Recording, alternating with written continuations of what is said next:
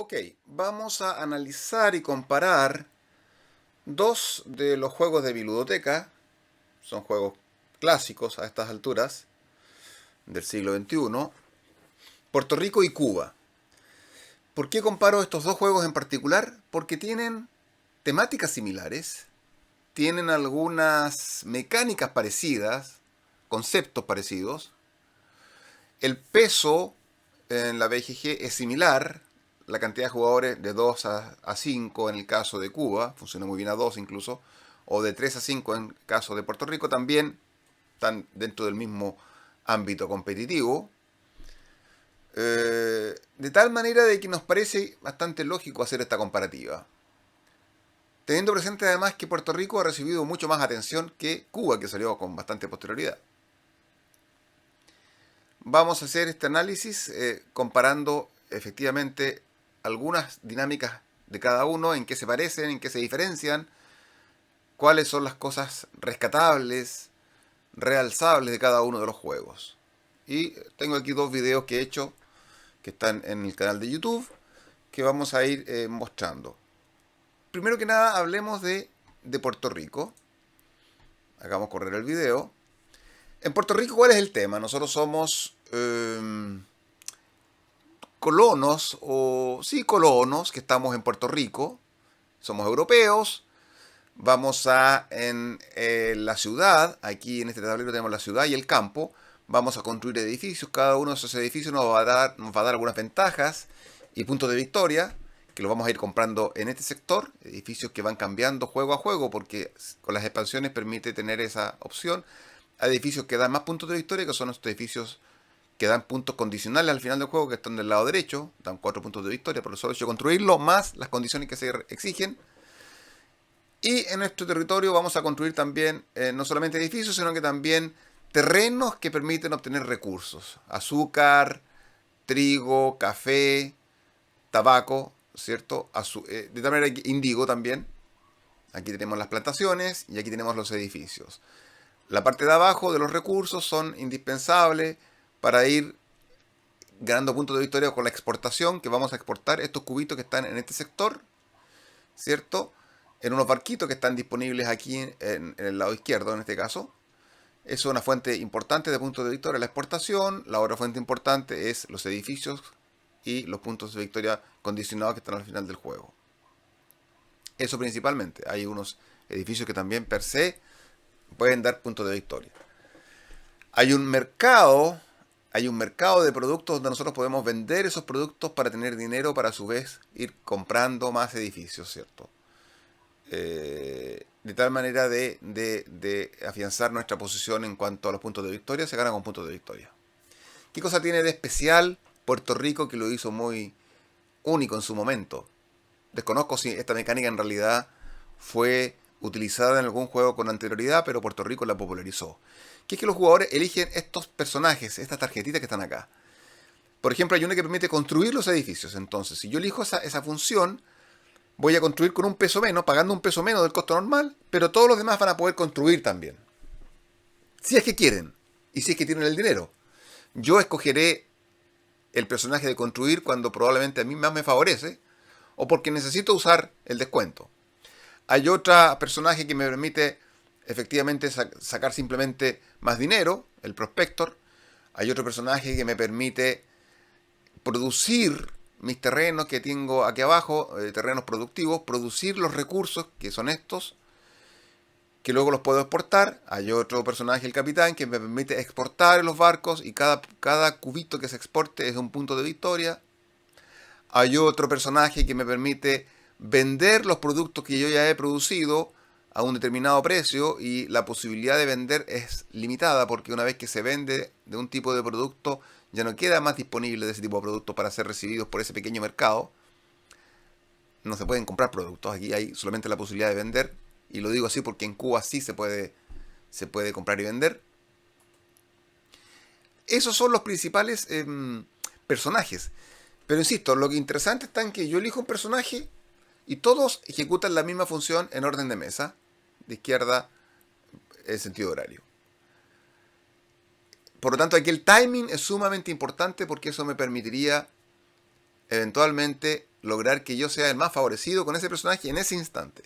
Por ejemplo, si todos los jugadores no tienen producción, no tienen cubitos que lo van juntando aquí en su tablero en este sector de la Rosa de los Vientos, yo podría elegir exportar para ser el primero que exporte y en definitiva impedir que los demás exporten porque no tienen recursos.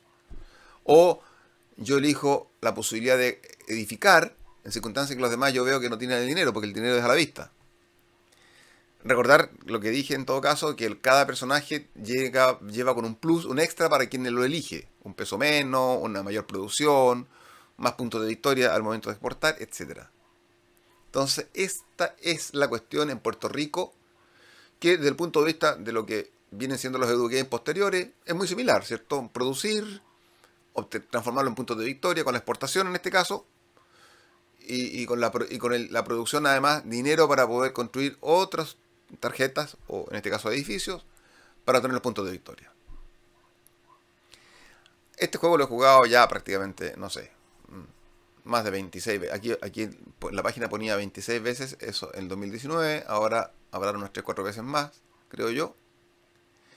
Es un juego que es un clásico, estuvo en el número 1 por una eternidad, no como ahora que los juegos de la BGG en el número 1 duran medio año, si es que. Aquí estuvo muchos años, era prácticamente imbatible. Y sigue estando dentro de los 100 favoritos, no sé, 50 tal vez. Es un juego que hasta el día de hoy uno perfectamente bien lo puede recomendar.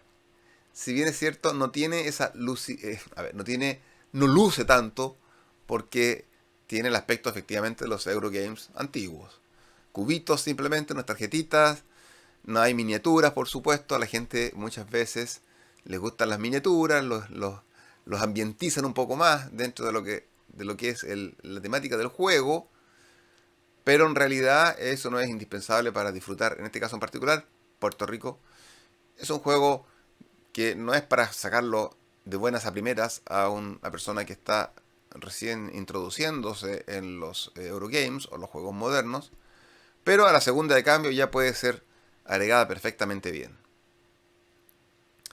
Mientras seguimos viendo cómo se eligen los personajes y se siguen haciendo las gestiones, aquí le agregamos pesito a los personajes que no han sido elegidos en la ronda anteriores para hacerlos más atractivos. Veamos ahora lo que es Cuba. En Cuba también nosotros vamos a tener que construir edificios en nuestro tablero personal. También vamos a tener una gama de personajes. Cada uno de nosotros va a contar con cartas personales. Aquí no hay un pool de personajes como existe en Puerto Rico, sino que hay cartas personales, por ejemplo aquí en el mazo del lado derecho, aquí lo estamos viendo, que permiten cada uno jugar su personaje sin interferir con los personajes que usan los demás. Cada uno elige su personaje, desde ese punto de vista es bastante clásico, bastante normal la mecánica del juego. Pero también vamos a construir en nuestro tablero individual, como lo era Puerto Rico, vamos a tener recursos, azúcar, ciertos cítricos, vamos a tener algunos recursos más básicos como la piedra, el agua, tenemos también tabaco, ¿cierto? Y esos recursos nos permitirán a su vez construir edificios. Aquí, a diferencia de Puerto Rico, donde los edificios se construyen con dinero, aquí se construyen con los recursos. El dinero servirá para algunas cosas. Por supuesto, cuando uno construye un edificio, también eventualmente hay un tema de gastos monetarios. Pero principalmente se construyen con los recursos. ¿Por qué digo que hay gastos monetarios involucrados? Porque eventualmente uno puede pasar antes por el mercado, que es este sector céntrico, donde hay arriba unos cítricos, azúcar, tabaco. Aquí hay ron, ya un producto más elaborado, y cajas de habano, donde nosotros podemos comprar y vender de tal manera de tener los recursos necesarios para luego construir eventualmente nuestros edificios. O obtener los cubitos que son de madera, de agua o de piedra, que son más bien los estrictamente indispensables para construir los edificios. Decíamos que en Puerto Rico uno podía exportar la producción que tenía a unos barquitos que estaban aquí al lado de la mesa, estos barquitos que están acá. En Cuba nosotros también tenemos unos barcos que están aquí en la bahía y cada uno de los barcos pide determinados tipos de productos. No es que yo pueda exportar lo que yo quiera, como en principio puede ocurrir en Puerto Rico. Si bien es cierto, Puerto Rico cuando recibe un barco cada barco tiene una distinta capacidad. Un tipo de producto, por ejemplo, aquí estoy mostrando este que recibe maíz, ya no puede sino recibir maíz. Ahí hay una pelea precisamente qué tipo de producto voy a colocar aquí en el barco que está vacío, porque eso limita que ningún otro barco va a poder recibir el mismo tipo de producto. Por ejemplo, estos dos barcos de abajo no pueden recibir maíz porque este ya los tiene. Y me limita también la capacidad. Aquí es un poquito distinta la limitación en el sentido de que los barcos ya vienen predefinidos. Y el barco de abajo, cuando yo exporto al barco que está abajo, aquí al principio del juego partimos en el muelle número 2. En el muelle número 1, cada producto que se inserta ahí por parte de los jugadores que han sido producidos en su terreno con anterioridad da 3 puntos de victoria. El que sigue 2 puntos de victoria, 1 punto de victoria, y hay un barco en alta mar que permite a los jugadores avisorar cómo viene la mano, qué cosa es lo que el mercado está pidiendo, el mercado exportador en este caso. A ver, ¿qué cosa es lo que tiene especial Cuba entonces? Yo diría que lo que tiene especial Cuba respecto de Puerto Rico, así como Puerto Rico era el tema de la elección de personajes que obliga a todos, que luego fue utilizado por San Juan o Race for the Galaxy, San Juan siendo mucho mejor que Race for the Galaxy, más elegante, es que acá uno de los personajes que estoy mostrando ahí, por ejemplo, me permite mover el peón. El peón está en una bodega y determina que cuando yo muevo el peón en la fase de producción, dependiendo de donde yo lo deje, me va a producir la fila de la columna donde yo lo coloque. Por ejemplo, si lo coloco aquí, en este sector donde está el agua, me produce toda la columna, piedra, agua y cítricos, y esta fila, que significaría lo blanco es madera, ¿cierto? En cubito, aquí el cilindro blanco es azúcar y aquí tenemos cítricos, más el agua. Hay una cierta limitación, no la voy a explicar acá, pero en general, en principio, se obtienen los productos de la columna y de la fila. Eso hace que determinar en qué columna lo coloque me limita mis posibilidades. Yo tengo que estar tomando una decisión cuando juego ese personaje que me hace tener esta opción de obtener los recursos, tener que estar pensando precisamente en qué es lo que voy a lograr. Porque además esa ubicación que yo le doy a mi peón o a mi trabajador único, ¿cierto? Aunque este no es un juego de trabajadores, me determina también los edificios que voy a activar, porque hay otro personaje que me permite activar los edificios que yo voy a comprar y voy a tener aquí en mi área de juego. Avancemos un poquitito esta partida en particular para ver dónde hay un edificio. Acá, por ejemplo, ya vemos un edificio aquí en este sector, que al principio no estaba.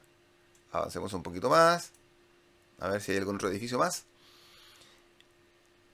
Aquí todavía con un solo edificio. Es que en esta particular partida yo me dediqué a tener un solo edificio, pero por ejemplo acá hay 1, 2, 3 edificios tiene la persona que está jugando a mi derecha. 1, 2, 3. Entonces yo determino, si coloco por ejemplo aquí en este caso el jugador lila, coloca acá, solamente se activaría este edificio que está en la misma fila, pero no se activaría ni este, ni tampoco el que está más allá. De la misma manera, si yo colocase mi peón naturalmente aquí abajo, para obtener estos recursos de la última fila y de esta columna, la tercera columna, no se me activaría este edificio que me da determinadas posibilidades. En este caso, la posibilidad de exportar de mejor forma, más eficientemente a los barcos. Hay edificios que dan puntos de victoria, hay edificios que dan recursos, dan tabaco, que permiten convertir recursos, hay edificios que dan dinero aquí en Cuba. De tal manera que del pool de edificios que tenemos siempre disponibles, están todos aquí por ejemplo están todos disponibles, uno va a poder construir, y de cada uno hay uno, creo que sí, hay uno de cada uno, uno va a poder construir lo que quiera, pero a medida que yo voy colocando edificios, voy perdiendo el recurso que tapa. Es decir, si yo, por ejemplo, coloco un edificio acá, en este sector que estoy mostrando, significaría que ya no voy a producir un producto, en este caso cítrico, menos. O si coloco acá, una piedra menos, y la piedra es necesaria para construir algunos edificios. Hay una disyuntiva. ¿Dónde ubico los edificios que me haga tener el menor daño posible, el menor perjuicio a mediano o largo plazo respecto de la producción que voy a tener? Yo me voy a dedicar al azúcar, significaría que no puedo tapar estos edificios que dan azúcar, porque efectivamente el azúcar, por ejemplo, para producir el ron, hay un edificio que yo construyo y que el azúcar lo transforma en ron. Y el ron, cuando lo exporto, me da 3 puntos acá en este barco o menos, pero si lo vendo me da una cantidad de precio mayor, porque no todos los productos tienen los mismos valores. Y el ron, junto con la caja de habanos, es lo más caro. Aquí hay un pequeño puzzle entonces, así como por ejemplo en Trajan uno tenía la opción de manejar su mancala, su rueda, para ver qué tipo de acciones voy a ir tomando. Aquí también hay una especie similar, en el sentido de donde yo lo ubique, se produce un elemento espacial, geográfico, que me puede limitar o no a ejecutar determinadas acciones. Es una cosa interesante en Cuba. ¿Qué otra cosa interesante también tiene y que no lo he visto muy aplicado en otros juegos, en otros Eurogames? Que aquí arriba, aquí en este sector, hay unas leyes. Hay unos proyectos de ley. Acá arriba hay unos proyectos de ley. Estas cuatro cartas que se ven arriba. El primer proyecto de ley hace que los jugadores tengan que pagar dinero al final de la ronda. Es como una especie de impuesto. Que puede subir desde 1 peso a 6 pesos, por ejemplo. O a una cantidad variable dependiendo de edificios u otro factor. El segundo proyecto de ley es que los jugadores tienen que entregar recursos al Estado. El tercer proyecto de ley son funciones especiales, lo mismo que el cuarto, que dan puntos de victoria. Por otro lado, si yo cumplo los primeros dos proyectos de ley, porque no es obligatorio cumplirlo, pero si yo los cumplo, el primero me da 2 puntos de victoria, el segundo me da 2 puntos de victoria, y si cumplo ambos, me dan 5 puntos de victoria. O sea, hay una fuente interesante de puntos de victoria, que son los proyectos de ley. Ahora, ¿cuáles son los proyectos de ley que se transforman en ley? Simplemente que al final de la ronda, cuando los jugadores han jugado 4 de sus 5 personajes, porque uno puede jugar solamente 4 de los 5, ahí también hay una decisión importante, ¿qué carta dejo fuera? Cada personaje tiene un número de votos. Entonces, el que tenga el personaje con la mayor cantidad de votos significa que esos votos le van a sumar para la elección de los proyectos de ley.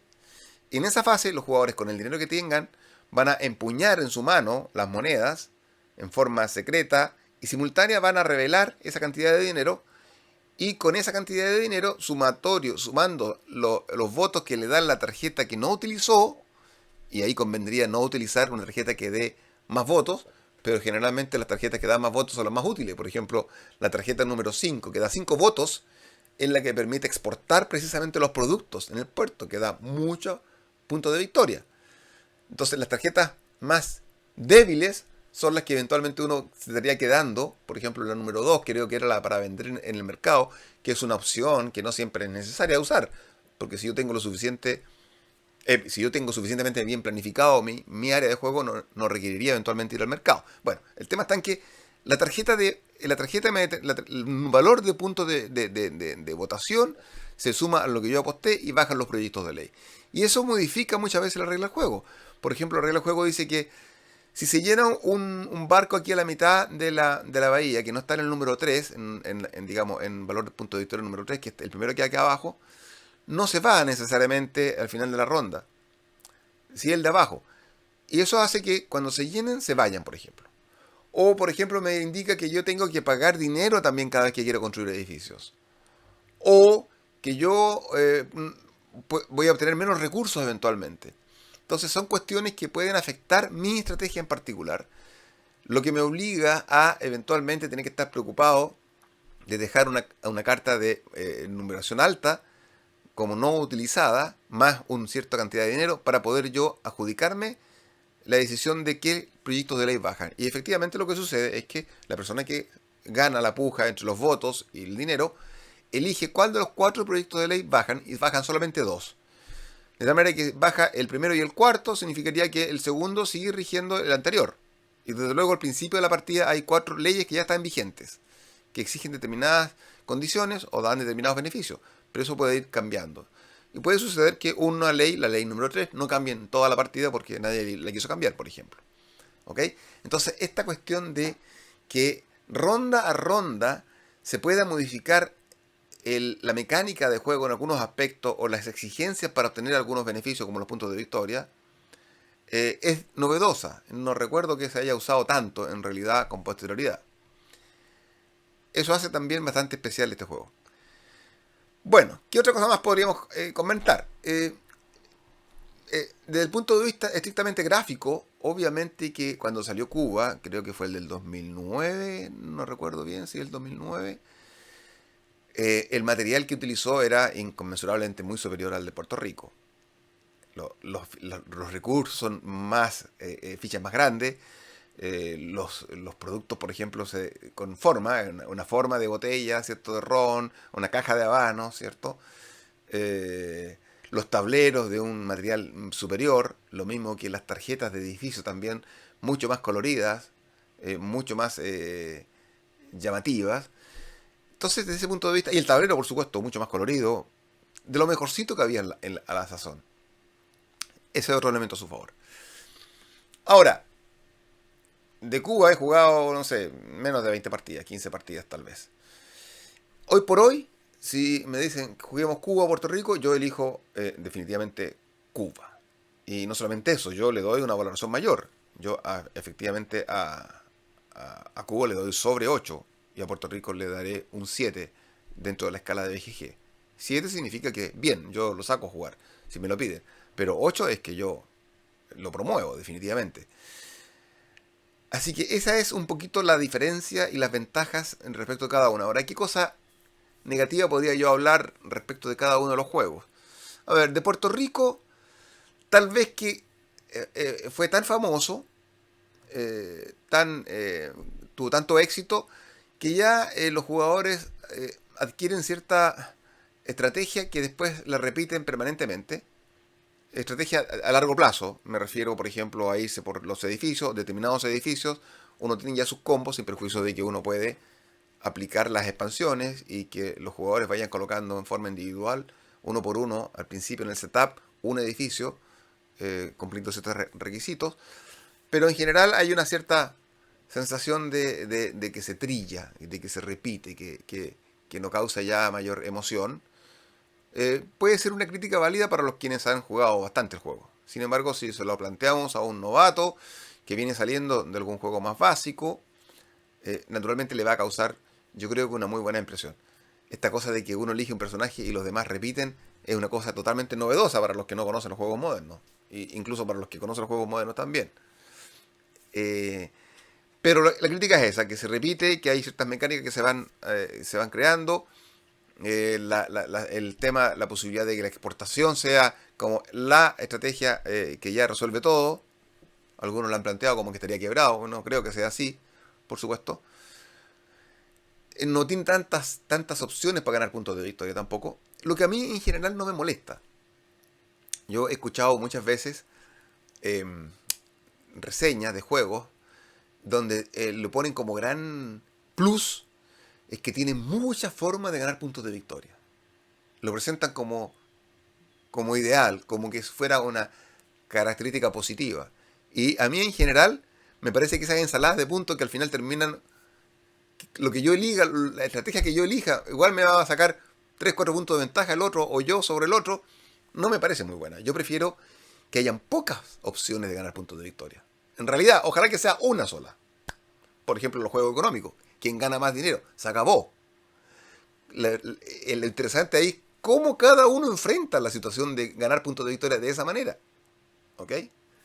Manhattan Project. ¿Quién construye primero la bomba? Una carrera. Punto, se acabó. Esto de que gana por esto otro, etcétera, como el Trajan, que en principio me parecía interesante, especialmente el Mancala, pero luego se traducía en yo hago cosas totalmente distintas, las pego ahí un poco con forceps y todo me da puntos de victoria. No. Entonces, esa es una crítica que se le puede hacer, eventualmente algunos le pueden hacer a Puerto Rico, pero en realidad yo no se la hago en lo personal y creo que el hecho de que tenga no tantas fuentes de puntos de victoria no es tan negativo. Pero lo planteo como algo que se ha dicho. Y respecto de Cuba, claro, también tiene un poquito de lo mismo, porque por algo estoy comparando estos juegos, en el sentido de que la exportación también tiene una gran fuente de puntos de victoria. Los edificios dan 2 puntos fijos, no es tan variable como Puerto Rico, que hay edificios que dan desde, no sé, desde 1 me parece, hasta los más grandes dan 4 más las variables, pueden dar 15 puntos de victoria. Alguno de esos, al final si uno lo administra bien. Acá no, acá son 2 puntos de victoria cada uno, pero los edificios, algunos en per se cuando se activan, con el trabajador en la fila o la columna correcta, dan per se puntos de victoria. Así como hay otros que dan dinero. Entonces, la cantidad de fuentes para los puntos de victoria en Cuba también es bastante limitada, lo que a mí personalmente me gusta. Me gusta que sea así. Para mí eso es un plus. Cuando me dicen, por el contrario, oh, este juego tiene muchas formas de tener puntos de victoria, es un sandbox, no sé. Eso no me entusiasma, por el contrario. Me dice, bueno, pongamos a un tonto al lado a jugar, le decimos, ejecute tal estrategia y va a ganar o perder por 2 puntos. No. En la cancha se ven los gallos con la misma herramienta y con la misma forma de ganar puntos de victoria. Podríamos decirlo así. Ahí se ven los gallos. Bueno, eso es. Puerto Rico versus Cuba. Me quedo con Cuba, definitivamente. Así que eso, haremos otras comparativas más adelante.